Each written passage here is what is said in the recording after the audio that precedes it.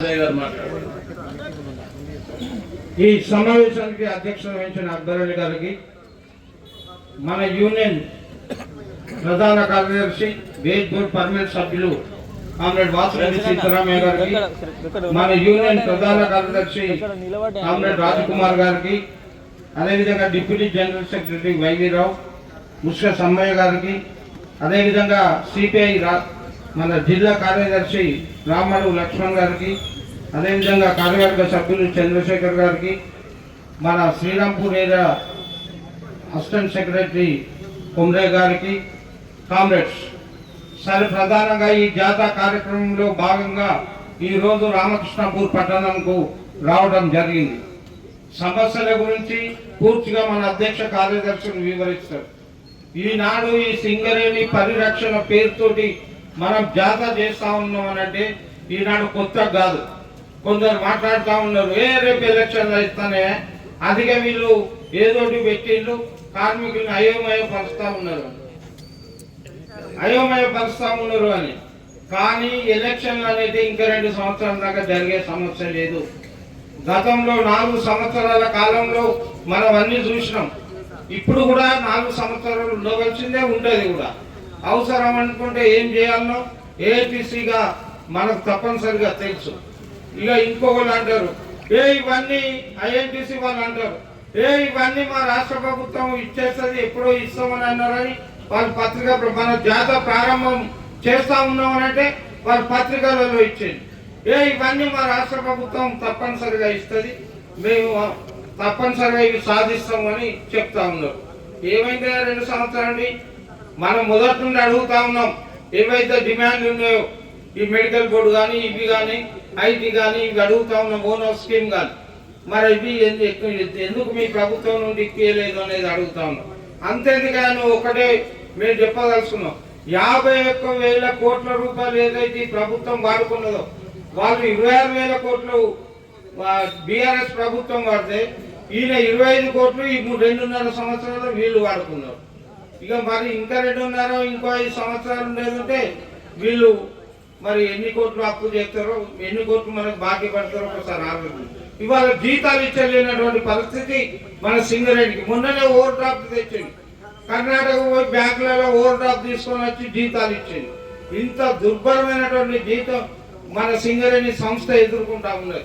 అందుకోసమే మొన్న గోదావరిలో జరిగినటువంటి సెంట్రల్ కమిటీ సమావేశంలో నిర్ణయాలు చేసినాం. ఈ సంస్థ కోసం ప్రాణ త్యాగాలు చేసి ఎన్నో హక్కులు చేసినటువంటి చరిత్ర మన యూనియన్కు ఉన్నది. ఈ యూనియన్కు నాయకత్వం వహించిన వాళ్ళు చాలా ప్రాణ త్యాగాలు చేసి సాధించింది. మరి ఇప్పుడు మనం కూడా వాళ్ళ త్యాగాలను స్మరించుకుంటూ మనం ఈ సంస్థను నిలుచుండబెట్టవలసిన ప్రధాన బాధ్యత ఏకీసీగానే ఉండేది. మొదటి నుండి ఏ కష్టం వచ్చినా, నష్టం వచ్చినా మనం సింగరేణి కార్మికుల వెంబడి ఉండి మనం అనేక హక్కులు సాధించి పెట్టిన చరిత్ర మన ఏపీ. ఈనాడు ప్రతి హక్కు సాధించింది ఏటీసీ తప్ప ఒక్కరిని చూపించమనండి అగ్రిమెంట్లు. మనం వేసిన ఒక బుక్లెట్ మన శేషగిరి భవన్ అప్పుడు 167 అగ్రిమెంట్లు చేసినామని దాంట్లో స్పష్టంగా ఉన్నది. ఒక్కటి ఐఎన్టీసీ కానీ లేదా ఇతర యూనియన్లు కానీ మేము ఈ అగ్రిమెంట్ చేసినామని చూపించమనండి. అందుకే ఈ సంస్థను పరిరక్షించుకోవాల్సిన బాధ్యత, సింగరేణి కార్మికులను రక్షించుకోవాల్సిన బాధ్యత ఏటీసీగా ఉన్నదనేది మనం ఇది గుర్తించే ఈ జాతర కార్యక్రమం చేపట్టాం. 30 తారీఖు నాడంటే 29వ తారీఖు నాడే మనం సింగరేణికి వెళ్ళవలసిన అవసరం ఉన్నది. అక్కడ ట్రైన్ దిగిన తర్వాత మన ఆఫీసుని అకామిడేషన్ ఏర్పాటు చేసినాం, అదేవిధంగా భోజనాలు కూడా ఏర్పాటు చేసినాం. తెల్లారి వంట వార్పు కూడా అక్కడనే పెడతా ఉన్నాం హెడ్ ఆఫీస్ ముందు. లోపలికి పోయినోడు బయటకు వచ్చేయలేదు, బయట ఉన్నోడు లోపలికి పోయే సమస్య లేదు. ఆ పద్ధతిలో పెద్ద ఎత్తున ఆందోళన కార్యక్రమం చేపట్టాలని ఈ సంస్థ ద్వారా మనం ఈ సంస్థను మళ్ళీ సక్రమంగా ఎవ్వరు రాజకీయ జోక్యం ఉండద్దు. ఈ అవినీతి విచ్చలవిడిగా జరుగుతూ ఉన్నది చెప్తారు మన నాయకులు. ఆ అవినీతి మీద కూడా సిబిఐ ఎంక్వైరీ జరగాలని మన యూనియన్ డిమాండ్ పెట్టింది ఇందులో. కనుక ఇవన్నీ మనం ఈ హక్కుల కోసం మనం పోరాట కార్యక్రమాన్ని తీసుకున్నాం.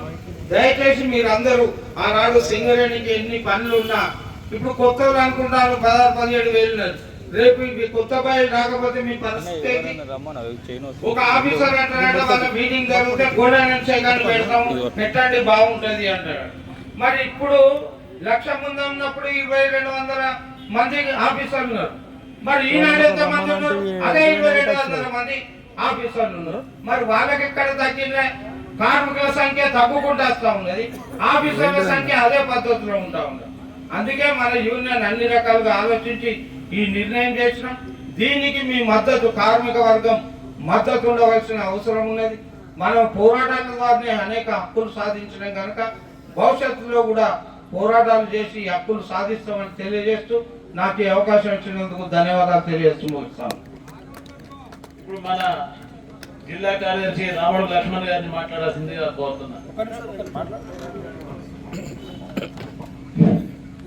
సభాధ్యక్షులు ఎండి అక్బర్ అలీ గారికి, మరి యొక్క సమావేశ ముఖ్య అతిథులు సింగరేణి కాలేజ్ వర్కర్స్ యూనియన్ అధ్యక్షులు శాశ్వత వేజ్ బోర్డు సభ్యులు వాసిరెడ్డి సీతారామయ్య గారికి, సింగరేణి కాలేజ్ వర్కర్స్ యూనియన్ ప్రధాన కార్యదర్శి కొరిమి రాజ్కుమార్ గారికి, డిప్యూటీ ప్రధాన కార్యదర్శులు వైవి రావు గారికి, కె వీరభద్రయ్య గారికి, ముస్కే సమ్మయ్య గారికి, మరి అదేవిధంగా ఈ యొక్క కార్యక్రమంలో పాల్గొన్న యూనియన్ పార్టీ ప్రజా సంఘాల నాయకులకు, పత్రిక మీడియా వారికి అందరికీ కూడా అభివందనాలు తెలియజేస్తూ, ఇప్పటికే ఈ జాత ఎందుకనేది మన నాయకులు పూర్తిగా వివరించడం జరిగింది. ఇంకా మన పెద్ద నాయకులు కూడా వివరించడానికి ఉన్నారు. ఇవాళ సింగరేణి పరిరక్షణ కొరకు, సింగరేణి కార్మిక హక్కుల సాధన కొరకు సేవ్ సింగరేణి అనేటువంటి జాతర పేరుతోటి నిన్న శ్రీరాంపూర్ లో ప్రారంభమయ్యి RK7 లో ప్రారంభమైనటువంటి జాతర నిన్న శ్రీరాంపూర్ లో అన్ని మైన్స్, మరి అదేవిధంగా అన్ని బస్తీలలో తిరుగుతూ కార్నర్ మీటింగ్ ఏర్పాటు చేసుకొని, మరి ఈ రోజు కూడా ఉదయం SRP శ్రీరాంపూర్ లో గేట్ మీటింగ్ నిర్వహించి మరి సాయంత్రం మన రామకృష్ణపూర్ కు చేరుకోవడం జరిగింది. ముందుగా సింగరేణి మన ఏరియా హాస్పిటల్ వద్ద నుండి జాతరకు స్వాగతం పలికి బైక్ ర్యాలీతోటి రామకృష్ణపూర్ లో ఉన్నటువంటి అన్ని వార్డులు తిరుగుతూ ఈనాడు సూపర్ బజార్ సెంటర్ లో మరి కార్నర్ మీటింగ్ ఏర్పాటు చేసుకోవడం జరిగింది. మరి అలా కార్మిక హక్కులు సాధించాలన్నా, మరి అలా కార్మికుల ఉద్యోగ భద్రత ఉండాలన్నా, మరి ఆనాడు కార్మిక హక్కుల కోసం మరి గోలేటి నుండి మొదలు పెడితే కొత్తగూడెం వరకు ఎంతో మంది అమరులైనటువంటి ఈ AITC జెండా కార్మిక హక్కుల కోసం నిరంతరం పోరాటం చేసి సాధించినటువంటి హక్కులను ఇవాళ కార్మిక 44 ఉన్నటువంటి కోళ్లను ఈ కేంద్రంలో ఉన్నటువంటి బీజేపీ ప్రభుత్వం 4 కోళ్లు తీసుకొచ్చి ఒక్కొక్క హక్కును కాలరాస్తా ఉన్నది.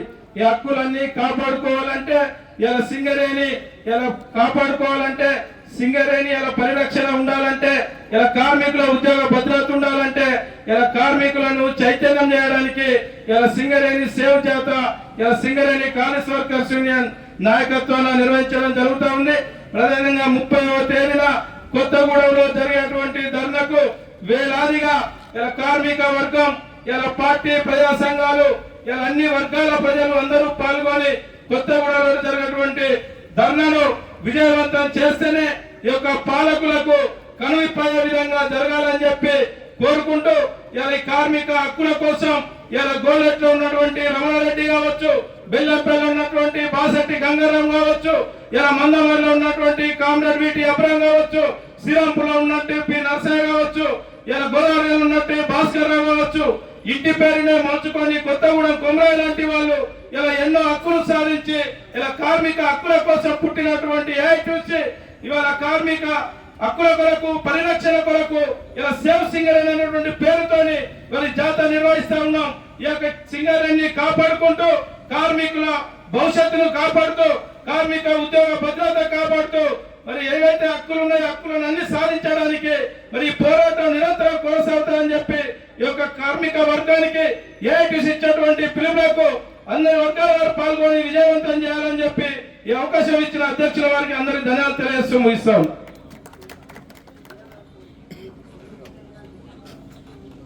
ఇప్పుడు మరో ఉప ప్రధాన కార్యదర్శి వైవి రావు గారిని మాట్లాడాల్సిందిగా ఆహ్వానిస్తున్నా. అధ్యక్షులు అలాగే మన general secretary Singareni college workers union అధ్యక్షులు సీతారామయ్య గారు, జనరల్ సెక్రటరీ డిప్యూటీ జనరల్ సెక్రటరీలు, పార్టీ సెక్రటరీలకు అందరూ కూడా ఈరోజు జాతర కార్యక్రమం ఆషామాషిగా తీసుకోలే. ఈ రోజున రామకృష్ణాపూర్ వీధులెంబడి పోతే ఇళ్ళన్నీ కూలిపోయి ఉన్నాయి, జనాలు లేరు, లైన్లు మొత్తం కూడా బోసిపోయి ఉన్నాయి. అంటే 1,16,000 మంది ఉన్నప్పుడు ఇక్కడ 300-400 మంది ఇక్కడ కార్మిక కుటుంబాలకు సంబంధించిన అందరూ ఇక్కడ ఉండేవాళ్ళు. మరి ఈ రోజున ఊరేగింపుగా వచ్చి ఉన్నటువంటి మా కాంగ్రెస్ అలాగే అక్కడక్కడ 10-20 మంది ఉన్నారని అంటే ఇక్కడ సింగరేణి కార్మికులు 1,16,000 నుంచి 40,000 మందికి కుదించబడటం ద్వారా ఈ రోజున ఇక్కడ ఈ ఏరియా మొత్తం కోల్బెల్ట్ మొత్తం కూడా బాగా ధ్వంసమై ఉన్నది. మరి ఈ బాయిలు మూతపడుతున్నాయి, కొత్త మైన్స్ గవర్నమెంట్ తీస్తలేదు, డిపెండెంట్ ఎంప్లాయ్మెంట్ లేదు, ఉన్నటువంటిది పోగొట్టిండ్రు. మరి ఈ విధంగా ఉంటే యువతకి ఉద్యోగాలు ఎక్కడి నుంచి వస్తాయి? మరి సింగరేణిని బతికించుకోవాల్సిన బాధ్యత మన అందరి మీద ఉన్నది. అదే ఉద్దేశంతో కారుణ్య నియామకాలు ఏవైతున్నాయో దాన్ని ఆఫ్ చేయడం ద్వారా ఇప్పుడు కనీసం 40,000 మంది పర్మనెంట్ కార్మికులు, 30,000 మంది కాంట్రాక్ట్ వర్కర్స్ ఈ రోజున సింగరేణిలో పనిచేస్తా ఉన్నారు. కాబట్టి ఆ మాత్రం కలకల్లాడుతున్న కొత్త ఉన్నది. కానీ దీన్ని కూడా నిర్వీర్యం చేస్తూ ప్రైవేటీకరణ పేరుతోటి బాయిలు మొత్తం కూడా ప్రైవేట్ ఇవ్వడానికి రాష్ట్ర ప్రభుత్వం, కేంద్ర ప్రభుత్వం తీసుకున్నటువంటి నిర్ణయాల్లో భాగంగా ఈ రోజున కొత్త మైన్లు మనకి వస్తలేవు. యాలంపాట ద్వారా తీసుకోమని చెప్తా ఉన్నారు గవర్నమెంట్. కాబట్టి ఆ విధంగా కూడా మనం పోతా ఉన్నాం. అదే విధంగా తండ్రి దిగిపోతే కొడుకు ఉద్యోగం ఇచ్చేటటువంటి దాన్ని గత సంవత్సరం నుంచి బంద్ చేయడం ద్వారా ఇప్పుడు కార్మికుల పిల్లలు రోడ్డు మీదకి వచ్చి పడే పరిస్థితి ఉన్నది. కాబట్టి దాన్ని ఇమ్మీడియట్ గా ఇంప్లిమెంటేషన్ చేయాలని ఏఐటిసి ఈ ధర్నా కార్యక్రమం పెట్టింది. అదే విధంగా కార్మికులకు సంబంధించి 300 మంది ఫిట్ అయి ఉన్న వాళ్ళని కూడా డ్యూటీలకు తీసుకోకుండా మెడికల్ గా వాళ్ళకి పంపకుండా ఆఫ్ చేయడం ద్వారా వాళ్ళందరూ కూడా రోడ్డు మీద ఉన్నారు, వాళ్ళని తీసుకోవాలనే ఈ జాతర కార్యక్రమం పెట్టాను. ఇంకా అనేక కార్యక్రమాలు మన పెద్ద లీడర్ చెప్తారు. కానీ ఈ రోజున ఈ జాతర ద్వారా సింగరేణి కార్మికులనే కాకుండా, కాంట్రాక్ట్ వర్కర్లనే కాకుండా కార్మిక కుటుంబాలందరూ కూడా దీని మీద ఆలోచన చేయాల్సిన అవసరం ఉంది. ఈ సింగరేణి బతికుంటేనే ఈ కోల్బెల్ట్ ఏరియాలో ఉన్నటువంటి కార్మిక వర్గం మొత్తం కూడా బతుకుతుంది. ఎందుకంటే ఒక ఎంప్లాయ్, ఒక సింగరేణి ఎంప్లాయ్ కంటే ఒక గవర్నమెంట్ ఎంప్లాయ్ ఒక్కరు పనిచేస్తానంటే అతని మీద 11 మంది ఆధారపడి బతుకుతారు. ఎందుకనంటే అతను పనిచేస్తే భార్య, అతను తల్లిదండ్రులు, 2 పిల్లలు, అలాగే చాకలి, మంగలి, కుమ్మరి, కమ్మరి వీళ్ళందరినీ మనం లెక్కేస్తే 11 మంది బతుకుతారు ఒక ఎంప్లాయీ, సింగరేణి ఎంప్లాయీ ఉంటే. ఆ విధంగా 1,16,000 మంది ఉంటే 15 లక్షల మంది కోల్బెల్ట్ ఏరియాల మొత్తం కూడా ఈ సింగరేణి సాధినటువంటి పరిస్థితి. అక్కడి నుంచి ఈ రోజున 40,000 మందికి కుదించబడి ఈ 40,000 మందిని కూడా 20,000 మంది చేయడానికి ఏదైతే ప్రభుత్వం తీసుకున్న నిర్ణయాన్ని మనం వ్యతిరేకిస్తూ ఈ జాతర కార్యక్రమం కొత్తగూడెంలో పెద్ద ఎత్తున ధర్నా చేస్తా ఉన్నాం. అదేవిధంగా దిగిరాకపోతే గవర్నమెంట్ అవసరం అనుకుంటే నెక్స్ట్ మంత్ సమ్మె చేయాలని కూడా ఉన్నటువంటి కార్మికులు మొత్తం చైతన్యపరిచి సమ్మెలకు పార్టిసిపేట్ చేసి ఈ కాంగ్రెస్ గవర్నమెంట్ ను కూడా అవసరం అనుకుంటే, ఎందుకంటే గెలిపించిన మనమే కోల్బెల్ట్ ఏరియా మొత్తం కూడా కాంగ్రెస్ ని గెలిపించడం, టిఆర్ఎస్ ని కొట్టడం.